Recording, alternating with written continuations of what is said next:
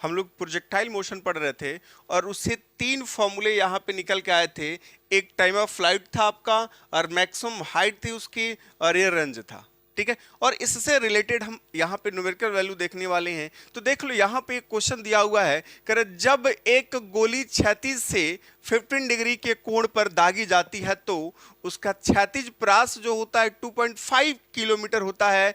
यदि गोली उसी वेग से 45 डिग्री के कोण पे दागी जाए तो परास क्या होगा।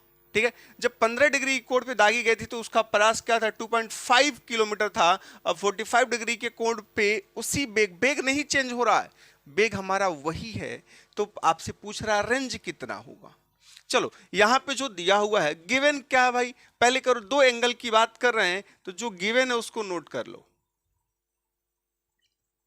देखो क्या दिया है, θ1 is equal to 15 degree, clear. और दूसरा थीटा की बात करें कोण, तो ये θ2 इज इक्वल टू करे 45 डिग्री। दोनों के लिए बेग समान है। और रेंज की बात करें तो इसके लिए रेंज है 2.5 किलोमीटर। तो इसके लिए आपको रेंज ज्ञात करना है, वाट, क्लियर।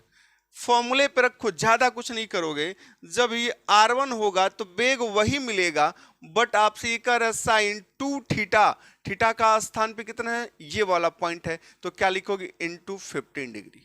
और अपान क्या लिखना है भाई, जी तो नोट करोगे। चलो ये पहला नंबर इक्वेशन हम बना लेते हैं, ठीक है। अब देख लो यहां पे क्या करोगे, R2 का वैल्यू नोट करो। तो R2 बराबर क्या हो जाएगा, ये हो जाएगा u square into sine 2 into theta.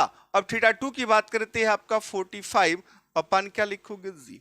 अब इसमें से देखो ये इक्वेशन सेकंड बन गया, और इसमें से एक का वैल्यू तो दिया, यही ना ज्ञात करना है। तो हम क्या कर रहे हैं, यहाँ पे डिवाइड कर दें ये इक्वेशन, यहाँ पे लिख सकते हो आप, ये समीकरण 1/2 से, 1 में 2 से डिवाइड करोगे तो ये होगा R1/R2 is equal to, R1 का वैल्यू ये है u स्क्वायर साइन 15 इंटू 2 क्या होगा, 30, अपान क्या मिलेगा, जी, अपान ये हो जाएगा u स्क्वायर साइन, ये हो जाएगा 90, अपान क्या, जी से जी कैंसिल, u स्क्वायर से u स्क्वायर कैंसिल, बचा हमारे पास साइन 30, और साइन 30 का वैल्यू होता है 1/2, और इसका वैल्यू होता है कितना, 1। अब बस थोड़ा सा और आगे सॉल्व कर लो, बन जाएगा। R1 का वैल्यू दिया है 2.5 किलोमीटर, अपान ये R2 फाइंड करना है, और इसका वैल्यू 1/2 इंटू 1, यानी आप लिख सकते हो इसको 1/2। अब यहां पे क्रॉस मल्टीप्लाई करो, ये इधर जाएगा, R2 मिला, ये इधर जाएगा 2.5 का, में 2 का मल्टीप्लाई करोगे होगा 5 किलोमीटर।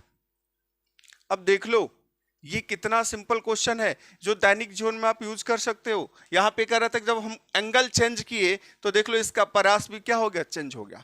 पहले जब आप इसको फेंके थे 15 डिग्री कोण पे, बेग वही था, तो वो जाके गिरा था 2.5 किलोमीटर की दूरी पे। लेकिन जैसे ही एंगल को चेंज कर दे, 45 डिग्री के एंगल पे कर दिए, तो यहाँ पे परास क्या हो गया, चेंज हो गया।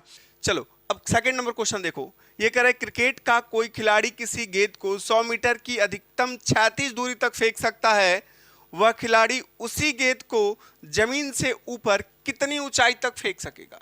एक व्यक्ति है, अगर उसकी कैपेसिटी जितनी भी हो, ठीक है, तो अपनी कैपेसिटी से पूरा फेंका, 36 पे फेंका तो 100 मीटर तक फेंक पाया, और एकदम लंबत ऊपर की तरफ फेंकेगा तो उसकी कितनी हाइट होगी उस गेंद की, उसके बारे में पूछ रहा है। तो सबसे पहले जो गिवन है उसको नोट कर लो भाई। ये कह रहा है कि क्रिकेट की खिलाड़ी के द्वारा जो फेंका गया अधिकतम जो परास होगा वो कितना होगा, 100 मीटर होगा। तो अधिकतम परास यानी कि आप देख सकते हो जो गिवन है, ठीक है, एक चीज ही गिवन है में, आर मैक्स दिया हुआ है, R max is equal to 100 metre. आप याद रखना आर मैक्स का मतलब क्या हो गया, ये आर इज इक्वल टू ये यू स्क्वायर साइन 2θ अपन क्या है, जी है। आर मैक्स कब होता है कि जब ये क्या हो, साइन 2θ का वैल्यू कितना हो, 1 हो जाए, तब इसका वैल्यू क्या आर मैक्स हो जाता है। तो R max is equal to सिर्फ बचता है यू स्क्वायर अपन जी। अब ये इसका देखोगे कितने डिग्री कोण में फेंकेगा तो अधिकतम जाएगा भाई, यहां से पता चल जाता है। अब देखो ये 1 कब होता है, साइन 90 डिग्री का वैल्यू 1 होता है, इसको डिवाइड करोगे तो बचेगा 2θ इज इक्वल टू 90 डिग्री, तो θ इज इक्वल टू 90 डिग्री अपन 2 यानी 45 डिग्री। ये तो आपको बताया गया कि 45 डिग्री के एंगल पे किसी पिंड को अगर फेंकते हो तो उसका रेंज क्या होगा, मैक्सिमम होता है। ठीक है, तो चलो यहां से क्लियर हो गया। मैक्सिमम रेंज के लिए जो फॉर्मूला लिखते हो ये लिखते हो, R max is equal to E square upon G लिखते हो। क्लियर, चलो आर मैक्स दिया है, इसका मतलब क्या हो गया, यू स्क्वायर अपॉन जी वाला फॉर्मूला यूज करोगे तब यहां पे क्या मिल जाएगा बता दो।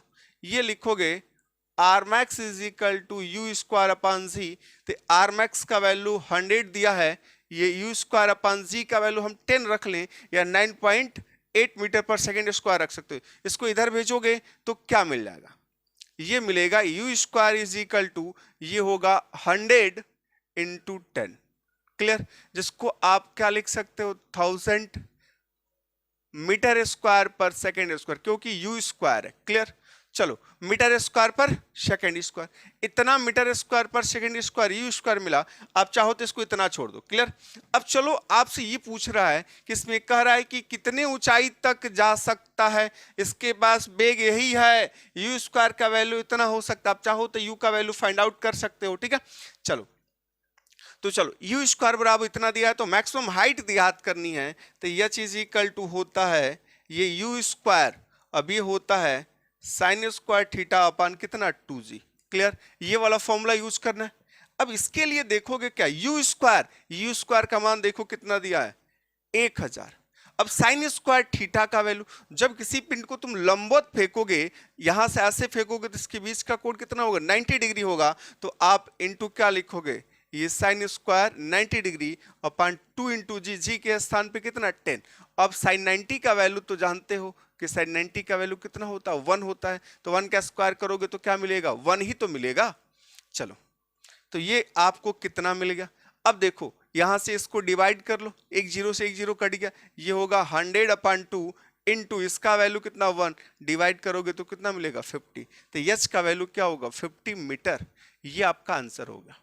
क्लियर, अगर किसी भी पिंड को तुम क्षैतिज पे फेंक रहे हो और उसका अधिकतम परास कितना हो रहा है जी 100 मीटर है, तो अगर हम ऊपर की तरफ उसको फेंके तो उसके आधा ही रह जाएगा। ठीक है, तो यहाँ पे क्या हुआ 50 मीटर तक ही फेंक पाओगे, क्योंकि पृथ्वी उसको क्या करती है भाई, खींचती है नीचे की तरफ ना। तो यहाँ पे दूसरा होता है, यानी कि जब जो ऊंचाई की बात करते हो तो ऊंचाई जितना होगा उसका डबल क्या हो जाता है, आपका मैक्सिमम रेंज हो जाता है अगर हम क्षैतिज पे उसको फेंकते हैं तो। क्लियर, तो देखो कोई भी खिलाड़ी होगा अगर गेम खेलता है तो अगर उसको क्या चाहिए, लंबा दूरी चाहिए, तो लंबे दूरी के लिए क्या करता है, वो अपने किसी भी पिंड को जिसको वो फेंक रहा हो, जैसे नीरज चोपड़ा जी हैं भाला फेंकते हैं, तो भाला फेंकने के लिए क्या होगा जी, वो टाइमिंग और उसका बेग और उसका एंगल बहुत महत्वपूर्ण होता है, यानी कि किस एंगल पे जाना चाहिए। 45 डिग्री के एंगल पे चला गया तो जितना बेग पे वो फेंक पाते हैं उतनी ही बेग में क्या होगा मैक्सिमम रेंज आपको दे देगा। ठीक है, लेकिन अगर एंगल थोड़ा सा भी डिस्टर्ब हुआ